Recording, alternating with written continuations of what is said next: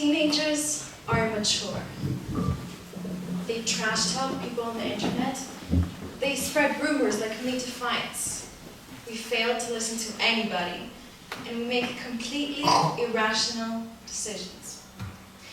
Now I have a question for all of you. How many times have you gone on the news and thought to yourself, this is so immature, about political decisions? Please raise your hands.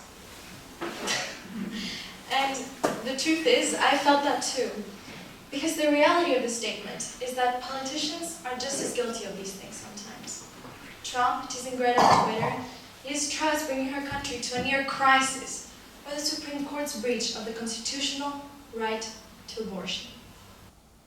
And the list of irrational decisions goes on and on and on. So, when I ask the question, should teenagers be able to participate? I keep hearing, you're too young, you don't know about politics, you're too immature. Well, my name is Ines Saltiel, and I'm an immature 16-year-old. When I was 14, I co-founded an initiative called Teens for Democracy, which is about teenagers' participation in policymaking. The thing is that although people do say we're immature, science begs to differ. So, analysis of over 900 individuals showed that the cognitive capacity, which is basically your ability to reason logically, has developed by the age of 16. So, an adult and a 16-year-old have the same ability to reason logically. While the part of the brain that is responsible for your ability to think of provoking ideas that haven't conformed to societal norms actually works better in the teenage years. So, basically, science argues that teenagers have every biological right to vote. Because teenagers were able to form fresh ideas that are shaped by urgency for change and boldness rather than fear and cynicism, which can lead to breakthroughs that aren't part of the problem, but could be part of the solution that our world needs. But, okay, you might say, teenagers are immature. So, then let's talk about adult politicians' maturity. Have you seen the fist-fighting in parliament sessions of Nigeria, Korea, Nepal, Japan, or even Turkey just a few days ago? Please, let's watch.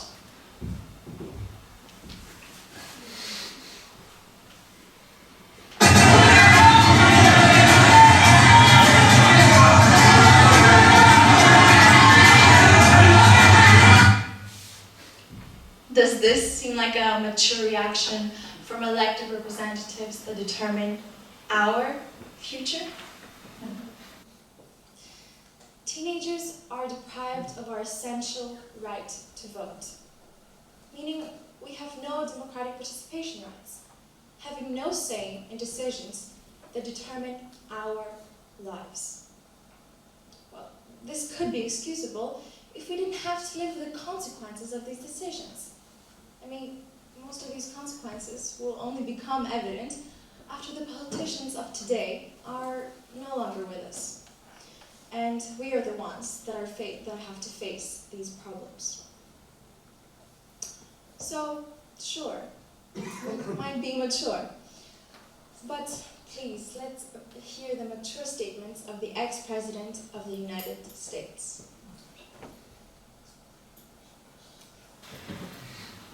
Believe in punishment for abortion, yes or no, as a principle? The answer is that there has to be some form of punishment. For the woman? Yeah, there has to be some form. Or even... The ones that would put homos in the military, the same ones that would not fund BRAC, the same ones that would not clear up. No, I will not. Sit down, you socialist. Mr. Chair. Yeah, that was my reaction too. So, you might think that these are just two instances. Then think of the 50 million people who to date believe that the 2020 elections were stolen. But, you know, who cares about that, right? Honestly, who cares? Why should teenagers participate? Aren't we all happy in our world of global warming, climate change, theocratic countries stripping women from their rights, a world where people are denied the ability to love who they love, a world where 10% of the population lives in extreme poverty, a world filled with war.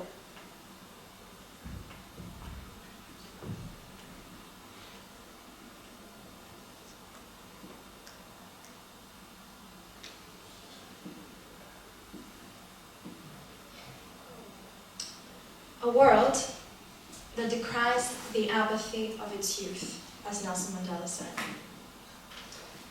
So if this is the world that mature politicians are creating, I don't know about you, but I would choose immaturity every day. I would choose immature teenagers like Greta Thunberg, who at the age of 16 challenged world leaders to take action on the climate crisis. Or, since the beginning of history, Jeanne d'Arc, who led the French army at the age of 13. Barbara Jones, who led a strike against her segregated school. Or Malala Yousafzai, who won the Nobel Peace Prize at the age of 17.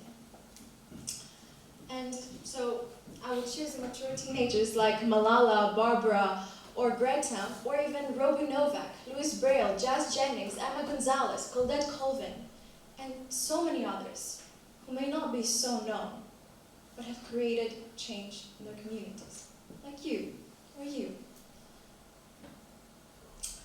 But the problem is that teenagers' participation is important. Democracy is not hurt by the representation of more people, but it is by the opposite. However, youth has lost faith in institutions, and some young people don't even go and vote because of that.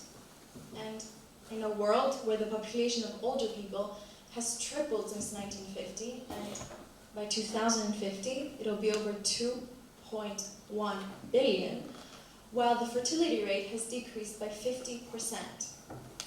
So that means that the age bias in the voting system is more obvious than ever, making the need for teenagers' participation more urgent than ever.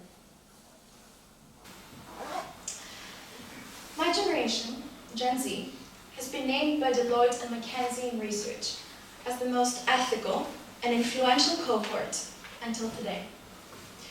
We're more concerned with saving the planet, reducing inequalities, spreading human rights, but we're seen as immature.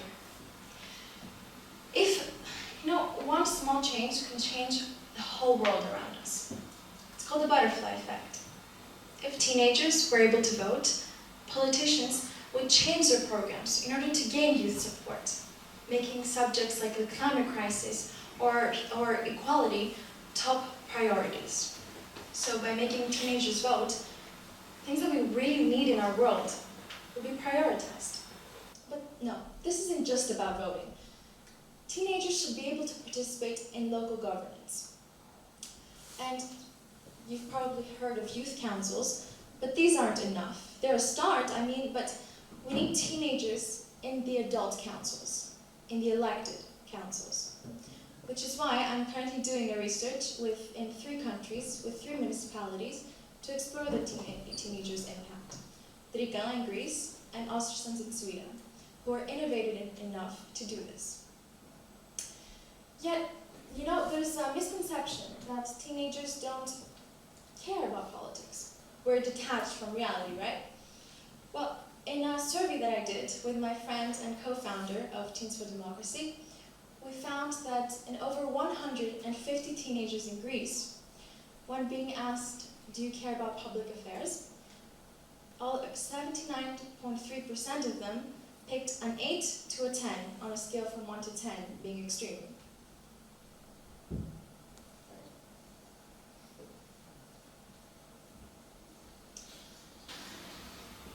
So this statistic, though, doesn't stand on its own. It's supported by the hundreds of thousands of teenagers who go out and fight every day to make our voices heard. But then again, right, we're immature. And let's agree, we are immature. And maybe because of the lack of faith in institutions, even less and less of youth goes to vote. Maybe early engagement and education are the answers, right? As good habits always start early. We go to school, like now, and learn a set of skills. But do we learn the most important ones? In the Athens of Aristotle and Plato, where democracy was first established, the notion of education was very different than it is today. Yes, sure, we learn things like geometry, music, or mathematics, but their education was more focused on arete, which is virtue, and ethos. So the essence of the Greek pedia was forming good citizens who would be able to contribute to their community. And I have a question for you. Do you feel comfortable that most countries' voting age is 18? The same as it was in 500 BC in the Athens of Pericles.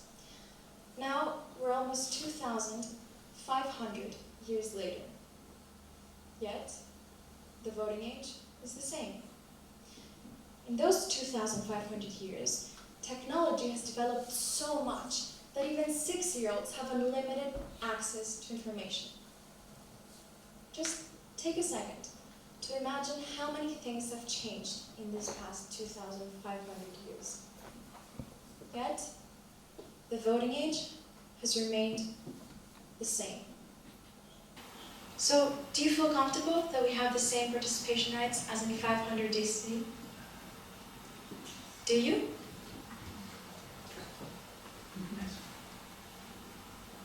So, I'd rather be immature.